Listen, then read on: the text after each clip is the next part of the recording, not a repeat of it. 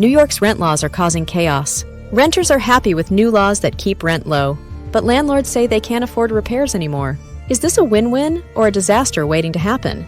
Watch the complete video to find out. Now, everyone knows NYC is the city that never sleeps. But let's be honest, it also never stops being expensive, especially when finding an apartment. Rents can feel like they're reaching for the sky, leaving many New Yorkers wondering how they'll ever afford a place to call home. That's where rent stabilization laws come in. They cap how much landlords can raise the rent each year in specific apartments. Sounds pretty good for tenants. Affordable apartments in the city that never sleeps? Millions are crammed into apartments because that's how NYC rolls. In 2019, the government decided to tighten those rent stabilization laws even more, limiting how much landlords could raise the rent for these apartments. Tenants everywhere cheered. Finally, some relief from the ever-growing cost of living. But here's the twist that nobody saw coming.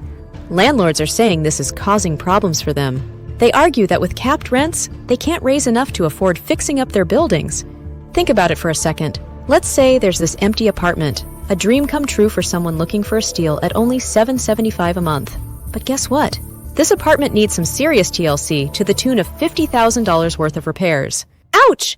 Because of the new rent law, the landlord can't raise the rent enough to cover those costs.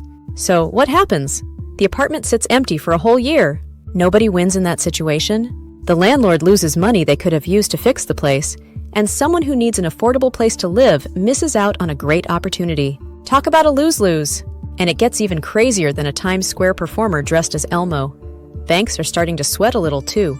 Property values in NYC are all about location, and with these rent laws, some property values are going down. Less money is coming in from rent, and landlords need help keeping up with taxes, insurance, and the ever-growing loans they took out to buy the buildings in the first place. Yikes! This could lead to a domino effect, with banks taking away properties from landlords who can't afford their loans. That would shake things up for everyone in the city. Tenants, landlords, heck, even the bodega cats might notice the change. Landlords are freaking out, saying it's an impossible situation. They're watching their buildings crumble. Okay, maybe not crumble, but not getting the TLC they deserve, because they can't afford repairs. But hold on a sec, there's another side to the story. A recent report by the city comptroller says the law isn't causing more empty apartments or hurting renters. What's the deal? The truth is, nobody knows for sure yet. Finding a solution that keeps both sides happy, that's a tough nut to crack in a city that never sleeps. This whole situation is a tangled mess of laws, money problems, and the question of fairness. Who deserves a break more? Tenants struggling to afford rent or landlords struggling to maintain their properties? It's a debate that will continue for a while, just like those arguments about deep dish versus New York-style pizza.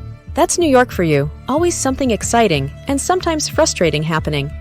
If you want to stay in the loop about all things NYC, hit that subscribe button.